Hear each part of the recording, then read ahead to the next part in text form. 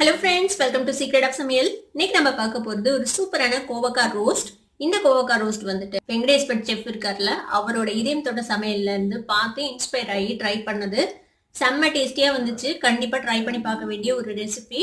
நார்மலா நம்ம செய்யற கோவக்காய் ஃப்ரைல இருந்து ரொம்பவே வித்தியாசமா செம்ம டேஸ்டியா இருந்துச்சு. சரி வாங்க, டிலே பண்ணாம இந்த சூப்பரான கோவக்காய் ரோஸ்ட் எப்படி செய்யலாம்னு பார்க்கலாம்.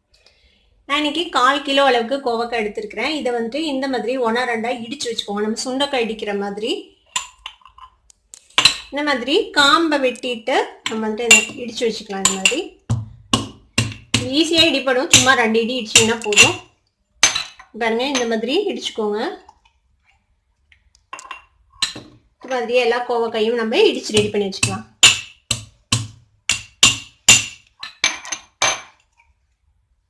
எல்லாத்தையும் இந்த மாதிரி நம்ம தட்டி வச்சாச்சு.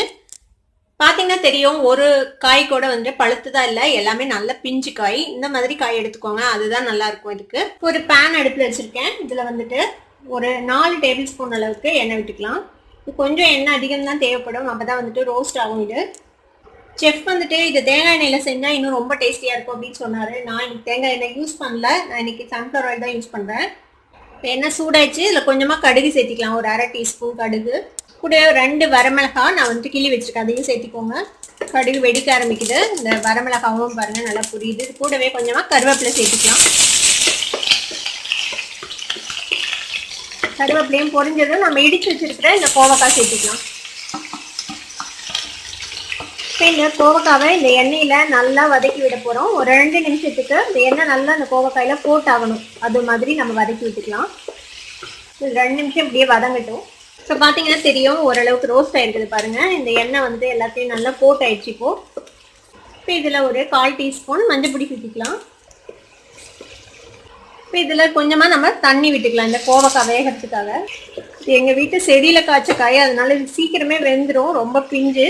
நீங்கள் ஒருவேளை கடையில் வாங்குறீங்க அப்படின்னா கொஞ்சம் அதிக தண்ணி கூட தேவைப்படலாம் அது வேகிறதுக்கு. நான் வந்து கொஞ்சமாக தான் தண்ணி விட்டுருக்கேன், ஒரு 1/4 கப் அளவுக்கு தண்ணி விட்டுருக்கேன். இது வேகட்டும்.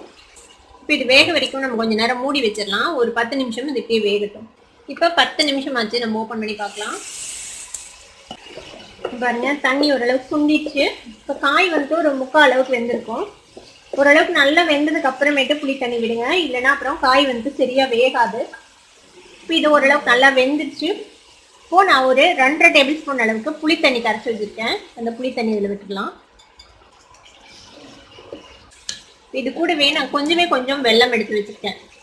செஃப் வந்துட்டு நிறைய வெல்லம் போட்டாரு, நான் வந்து அந்த அளவுக்கு வெல்லம் போடல, நான் கொஞ்சம் கம்மியாக தான் போட்டிருக்கேன். எங்கள் வீட்டில் எல்லாத்துக்கும் ரொம்ப இனிப்பு பிடிக்காது, அதனால ரொம்ப கம்மியாக சேர்த்துறேன். சும்மா ஒரு சின்ன துண்டு வெல்லம். இது இதோட மிக்ஸ் பண்ணி விட்டுடலாம். இந்த வெல்லம் வந்துட்டு கரையட்டும். இப்போ இந்த கோவக்காய்க்கு தேவையான அளவுக்கு உப்பு சேர்த்திக்கலாம்.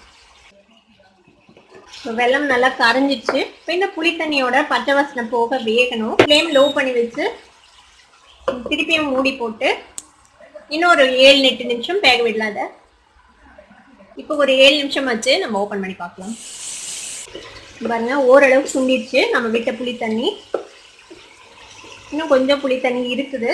இப்போ இந்த ஸ்டேஜ்லேயே நம்ம என்ன செய்யலாம்னா, ரசப்பொடி நான் ஒரு டேபிள் ஸ்பூன் அளவுக்கு எடுத்து வச்சிருக்கேன். இது வந்துட்டு மைசூர் ரசப்பொடி இல்லை, செஃப் வந்துட்டு மைசூர் ரசப்பொடி யூஸ் பண்ண சொல்லி சொன்னார். ஆனால் நான் வந்து நார்மல் ரசப்பொடி தான் யூஸ் பண்ணுறேன். இது வந்து ஈஸ்டர்ன் பிராண்டு. நீங்கள் எந்த பிராண்டு உங்ககிட்ட இருந்தோ அதை வந்துட்டு யூஸ் பண்ணிக்கோங்க. இப்போ இதை வந்துட்டு நல்லா மிக்ஸ் பண்ணி விட்டுங்க. இதோட